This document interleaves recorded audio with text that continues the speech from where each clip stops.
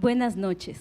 La Dirección de Cultura del Ayuntamiento de Mérida y la Asociación Leer por Placer les da la más cordial bienvenida a la presentación del libro ¿Dónde están todos?, de la escritora Alicia Ayora Talavera.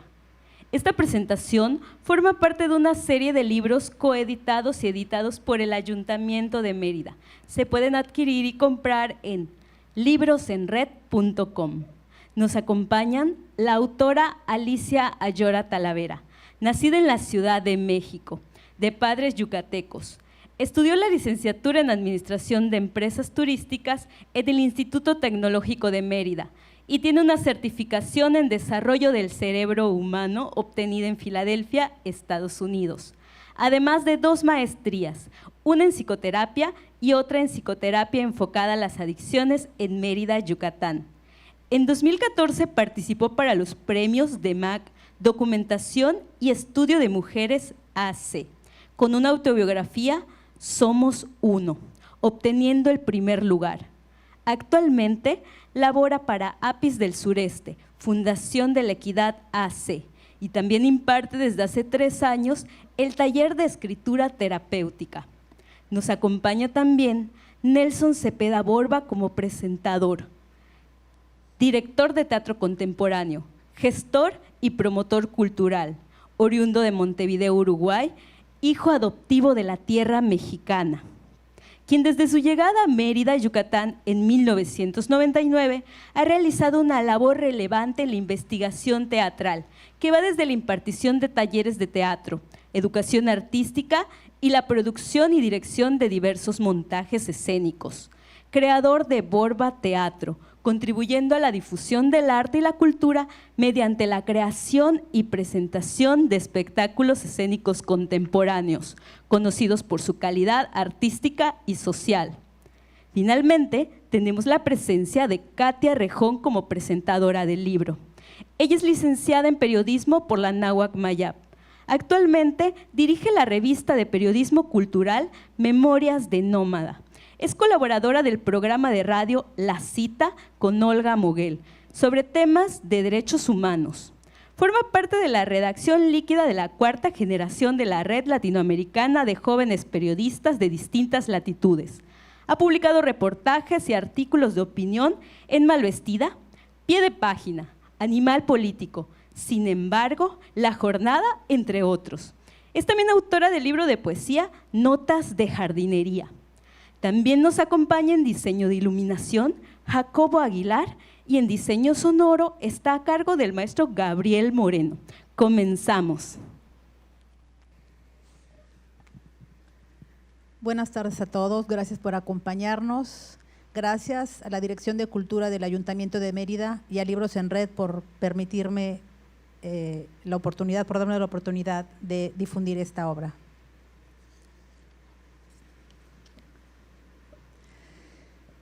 Hizo todo lo posible para que mamá perdiera al bebé, hasta conseguirlo. Fui testigo. Unos días antes de nacer mi hermanita, llegó de nuevo borracho a repetir lo que había hecho durante los 5 meses siguientes, después de enterarse del embarazo. Machete en mano, la jaló del pelo mientras mamá se cubría con las manos la barriga para que no la lastimara.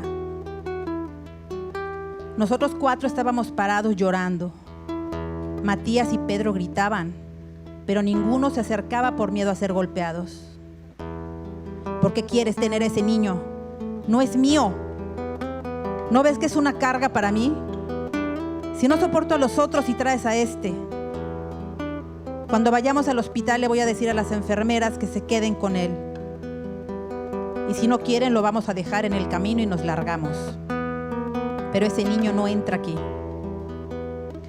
Cuando dijo esto, se acercó a mamá para empujarla. Lo hizo tan fuerte que ella fue a estrellarse con los costales de maíz desgranado aparragados en la pared, regándose por el suelo varios de estos. Cayó de un sentón.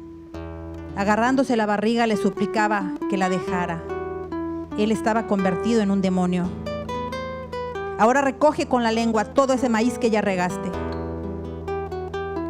No pude aguantar más y me acerqué a abrazarla. Papá se lanzó sobre nosotras con el machete. Antes de levantarme sentí sus golpes en mi espalda y brazos con su puño. Cuando pude zafarme, me alejé rápido por el miedo y él, con todas sus fuerzas, le lanzó una patada directamente a la barriga. Mamá dio un grito de dolor y se desvaneció sobre las semillas regadas. La miró furioso. Con la misma salió de casa y se largó. Creo que este es uno de los fragmentos más duros de escribir, de recopilar, como de estructurar del libro. Y me parece que además es un fragmento con el que empezamos muy bien, porque de alguna forma resume de qué se trata, dónde están todos, ¿no? Sí, de hecho, elegí este fragmento, ¿no? Porque es, creo que una de las cosas que más me impactaron de toda la historia, ¿no? De todas las cosas que Araceli tuvo la confianza de compartir conmigo, ¿no? Y bueno, también creo que, así como dices, representa no en ese momento la violencia directamente hacia Araceli, ¿no? Pero la violencia hacia las mujeres, ¿no? Lo que hace el papá con la familia.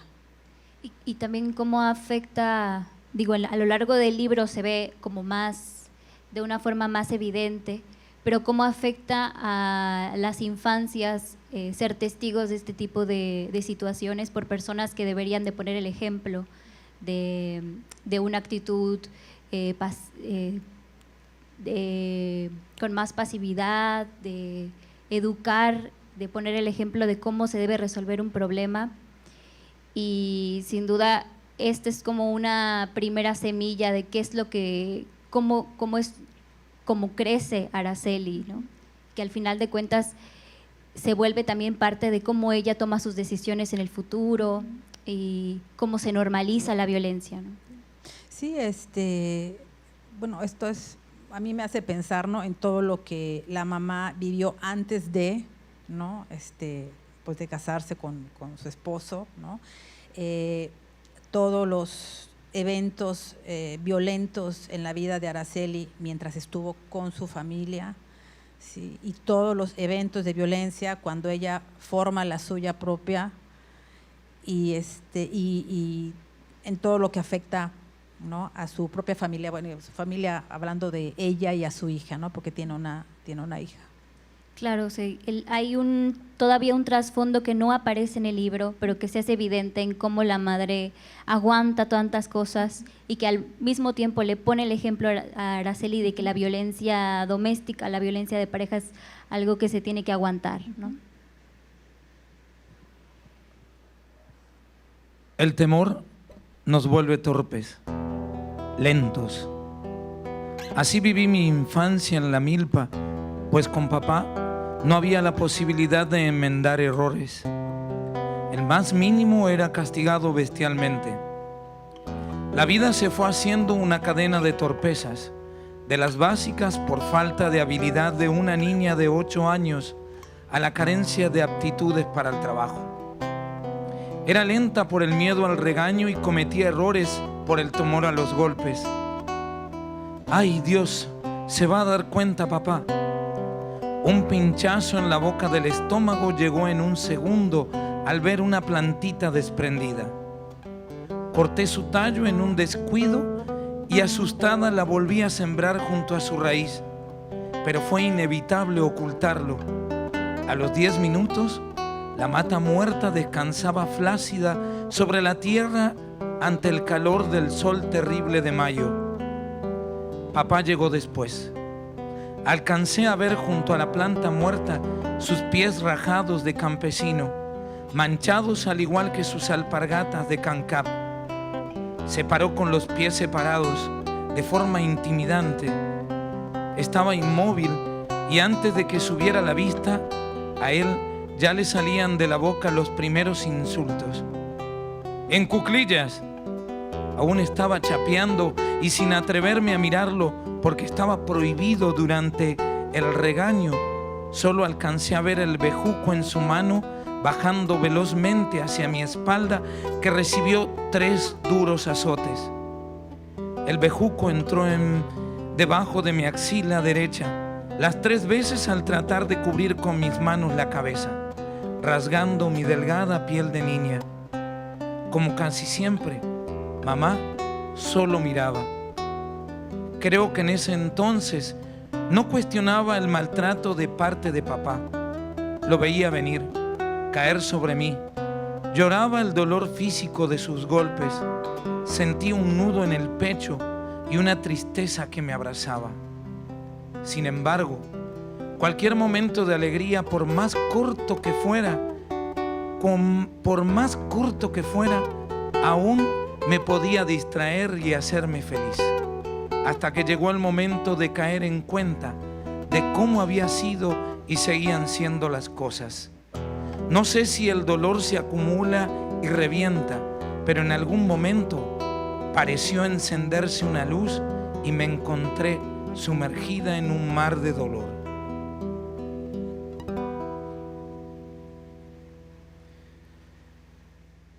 Cuando terminé de leer este capítulo, se me hizo un nudo en el estómago.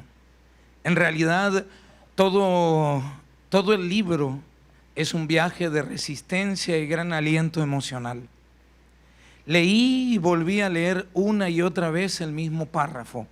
Ella tenía apenas 8 años y debe ponerse en cuclillas como en un acto de veneración al progenitor, y para rematar la escena bajar la mirada a la hora del castigo o el regaño. Fue en ese momento donde me pregunté una y otra vez, ¿dónde están todos? ¿Dónde están los vecinos, los cercanos, los de casa, mis parientes?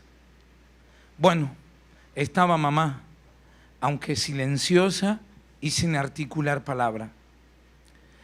Con lo poco que llevaba leyendo, pude percatarme de una constante que nos debe preocupar a todos: el silencio y el miedo en la infancia. Niños y niñas quienes en muchas ocasiones son criados en base al miedo, al no digas, te callas porque hay consecuencias, y las consecuencias muchas veces peores. Sin que ellos no puedan percibir por la propia inmadurez de la edad que el silencio marcará su destino. Ahora me pregunto, ¿dónde están todos? 1 de cada 3 niños en el mundo sufre violencia por parte de un padre o de una madre que nos enseñan desde pequeños a respetar y venerar, así sea a golpes, con una rama de bejuco, una chancla o el cinturón. Millones de niñas y niños sufren cada día. Como muestra tenemos a nuestra protagonista Araceli. Lo complejo es que no hacer nada es herirlos para siempre y causarles un daño irremediable.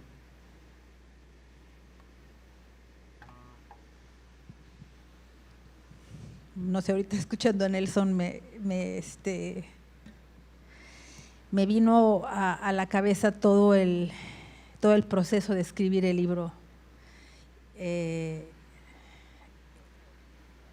porque fue una cosa dolorosa, ¿no? Fue remover en ella, ¿no? Ante mis preguntas curiosas para tratar de entender, ¿no? Tengo una escena donde estábamos sentadas en la terraza de mi casa y bueno, tuvimos que parar, ¿no? Porque creo que recordar pues cada una de las cosas que ella decidió y eligió compartir, ¿no? Era una cosa sumamente dolorosa. También pienso en esta parte del daño, ¿no? El daño físico y el daño emocional. Ella en nuestras conversaciones siempre ha mencionado que lo que más daño le ha hecho, fíjate, no son los golpes, sino las palabras y todas las humillaciones, ¿no? que ha recibido. Y mi duda es que si hay una manera de recuperarse de todo eso.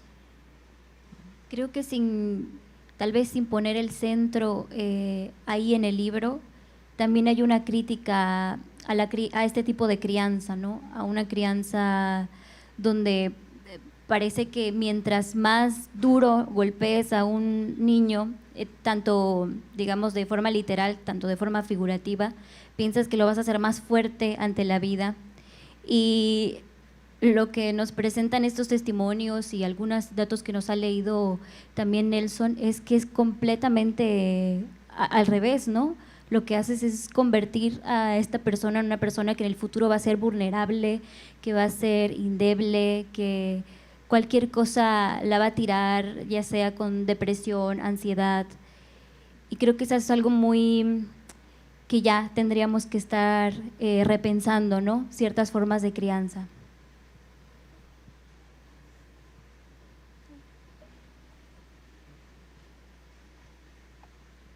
Llegó el tan ansiado día. No pude dormir de la emoción. Era imposible imaginar lo que vería. El profesor nos recogió en su Nissan a la hora acordada. Cuando llegamos al pueblo de abuela, corrí a su casa para ver si había cocinado algo y así poder comprar un dulce con los 5 pesos que me dio mamá. Me preparó tortillas con pollo y lo puse en una bolsita. Llenó una botella desechable de agua y me regresé rápido a la escuela. El autobús llegó al pueblo a recogernos unos minutos antes, de las 7 de la mañana. Los pocos habitantes parados en las puertas de sus casas y los 10 alumnos abrimos los ojos y la boca ante la entrada gloriosa de ese enorme vehículo verde con muchas ventanas que ninguno de nosotros había visto antes. Me sentía importante.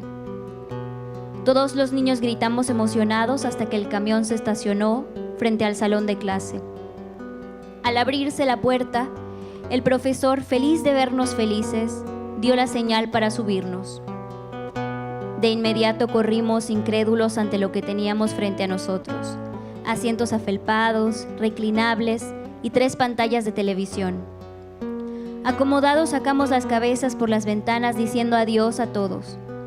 Éramos pocos para tan grande vehículo. Nos reíamos a carcajadas. Cambiábamos de asiento probando si alguno era más cómodo que otro. Una vez aplacada la euforia, platicamos con el maestro sobre lo que haríamos. Calmados de la emoción, cada uno tomó asiento junto a una ventana. Durante el viaje yo miraba las curvas de la carretera. Todo parecía grande, amplio. Las bajadas del cerro me parecían barrancos. Fue descubrir un mundo nuevo. Vimos muchas cosas que jamás imaginábamos. Incluso vimos un avión aterrizando al pasar por el aeropuerto.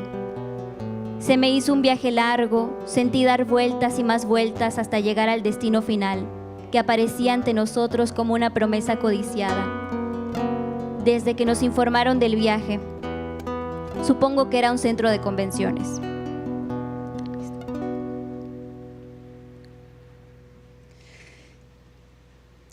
Fíjate que algo que me sucedió durante el proceso de escribir la historia es que yo imaginaba que era eso hace unos 50 años. Sí, y cuando escucho ahorita, por ejemplo, esta parte de este capítulo, me doy cuenta que eso tiene unos cuantos años, ella es muy joven, ¿no? Y yo digo, ¿cómo es posible que todas estas cosas sigan sucediendo? Este capítulo creo que es el que, también en otras partes del libro, ¿no? Se mencionan algunas partes que para mí eran importantes rescatar, y que era en qué momento ha tenido felicidad, ¿sí? Porque uno puede decir, la vida no es solamente tristeza, ¿no? Y bueno, sí fue un poquito trabajoso poder encontrar, porque yo creo que el mismo dolor, ¿no?, que llevas sobre los hombros a veces nos impide, ¿no?, ver las cosas que has disfrutado, que han sido buenas en tu vida. Sí, justamente por eso elegí este fragmento, porque me parece que el libro le tiene mucha fuerza precisamente por los contrastes, ¿no? Y esta parte, recuerdo que cuando lo leí por primera vez, me pareció tan tierno que la memoria emocional que ella traía y que ella cargaba y que ella dejó en sus libretas y en sus diarios fuera tan como tan exacto, tan descriptivo, que todavía lo tuviera como tan presente lo que sintió en ese momento, y que al final te dijera que no se acordaba muy bien del destino, porque realmente eso no era tan importante, y que además el destino era algo tan simple, entre comillas, como un centro de convenciones, pero lo importante era toda esa emoción que ella sentía al simplemente salir de un contexto para encontrarse con otro, ¿no? Entonces también me hace pensar en lo fácil que hubiera sido sacar a esa niña, a Araceli de niña, de un contexto de dolor para llevarla a este mar de emociones. Bueno, como siempre, el tiempo nos va jugando estas, yo le llamo, que nos va como correteando, pero no quiero que el tiempo nos deje sin como este capítulo final que me gustaría compartirte, Alicia, que es y compartirle a los próximos lectores de donde están todos. Con tu permiso y el permiso de los demás compañeros, vivimos tiempos muy oscuros, tiempos donde la palabra es silenciada, muchas veces desaparecidas por las sombras del miedo. La palabra en estos días anda embriagada en la boca de muchos sin saber exactamente por qué dicen lo que dicen, y cuando lo hacen ni tiempo tienen para poder arrepentirse de lo que dijeron. Palabras y más palabras sin encontrar rumbo. Alicia, tú y la historia de Araceli plasmada en Donde Están Todos nos provoca, nos mueve y nos conmueve, nos pone en pie de guerra, así como Araceli se sentía cuando cantaba el himno nacional en su escuela con aquellos 8 años, ensanchando su garganta y con un grito desesperado decía: mexicanos al grito de guerra. Para mí, ¿Dónde Están Todos? Es una novela que llega para sacudirnos el alma y sacarnos justamente la venda de los ojos. Y no lo hace de una manera sencilla, la hace de un tirón. Alicia, tus palabras siempre son cristalinas, directas, creativas. Tus palabras en Donde Están Todos vienen a hermanarse con las palabras que buscan la paz y la justicia para todas y cada una de las mujeres y los niños de nuestro México. Siempre he dicho que soy un hombre dichoso, y soy dichoso y afortunado porque hoy tengo el privilegio de compartir este espacio de este pedacito de vida tuyo, Alicia. Gracias por eso. Gracias, Nelson, a ti. Bueno, yo también voy a leer unas conclusiones finales y una presentación que preparé. Siempre he pensado que los libros son una conversación silenciosa. Escuchar atentamente a una persona que quizá no conoceremos nunca. Donde Están Todos es un gran acierto precisamente porque nos acerca la voz de una persona que escribe para ser entendida. Alicia Ayora Talavera pone el enfoque justo donde se necesita, en una de las discusiones más importantes que tenemos en la actualidad, que es la violencia. Sí de género, sí doméstica, pero también institucional, la que nace desde la indiferencia y la antipatía, la que es más violenta aún porque puede generar un cambio y sin embargo no lo hace. Quien escribió las primerísimas versiones de estas memorias no lo hizo en primera instancia con la intención de hacer un libro. Y esto me parece una de las cosas más valiosas, porque nos dice que la escritura es también una forma de terapia, de hacer presente las emociones y sobre todo los pensamientos, convertirlos en palabras y con ello darles vida. Escribir finalmente es sentirnos un poco acompañadas. Alicia Ayora, gran amiga y escritora de una sensibilidad que no se queda suspendida, sino que ancla y sella con su talento una obra como la que hoy presentamos, dio la primera respuesta a la pregunta ¿dónde están todos?, con la recopilación, escritura, corrección y publicación de este libro. Hizo de un diario abierto una obra que a veces avanza como un río calmo y otras veces se convierte en cascada. Sus personajes y escenarios construyen sólidamente los entramados más complejos de una vida, que como la de todos y todas, está llena de momentos de alegría, confusión y desamparo. Estructuró el testimonio para darnos en la dimensión estética un buen libro. Pero ¿dónde están todos? Es una pregunta vigente. Porque si bien este libro se publica y estamos aquí en un escenario y en un sitio tan importante como el Olimpo, quien nos habla a través de estas páginas sigue dando vueltas en los márgenes de la injusticia y la impunidad. No hemos hecho nada si después de esta publicación y su lectura nos sentamos en la indiferencia de la que nos habla en cada uno de los capítulos. Rubén Bonifaz Nuño escribió un poema que dice: «Estoy escribiendo para que todos puedan conocer mi domicilio, por si alguno quiere contestarme. Escribí al principio, tiendo la mano. Espero que alguno lo comprenda». Y si este libro lleva por título una pregunta, es porque espera que nosotros, sus lectores, presentadores, impresores, editores y espectadores, tengamos la respuesta. Muchas gracias y muchas felicidades, Alicia.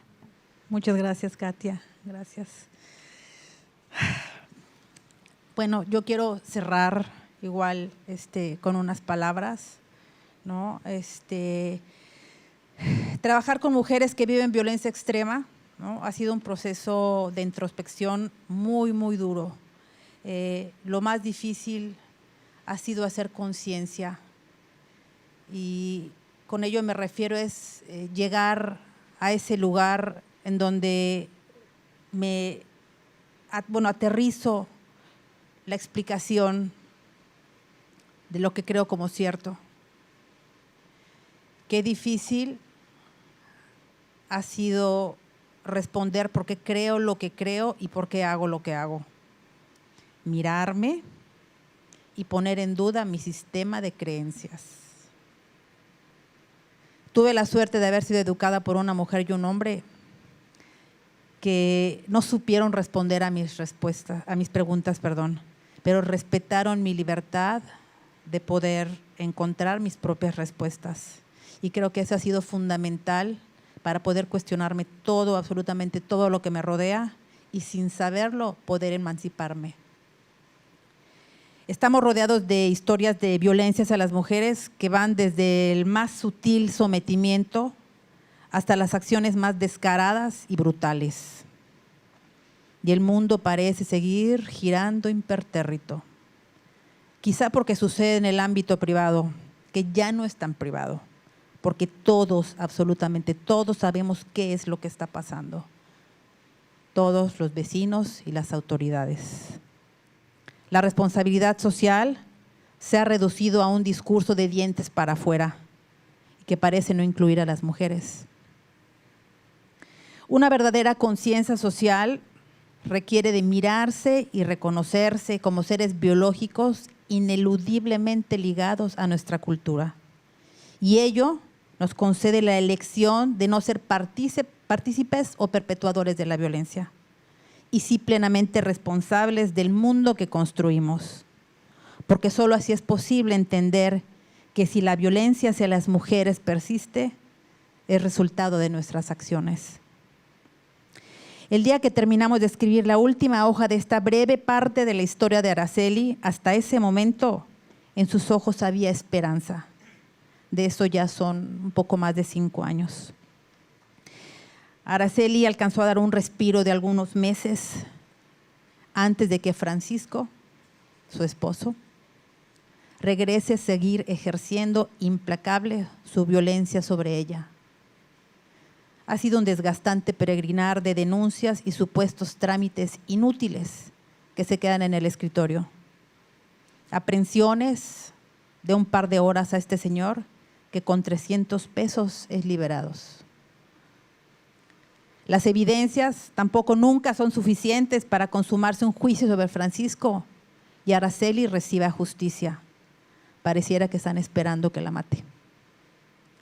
El daño físico y emocional es inminente, no solo sobre Araceli, sino sobre su hija.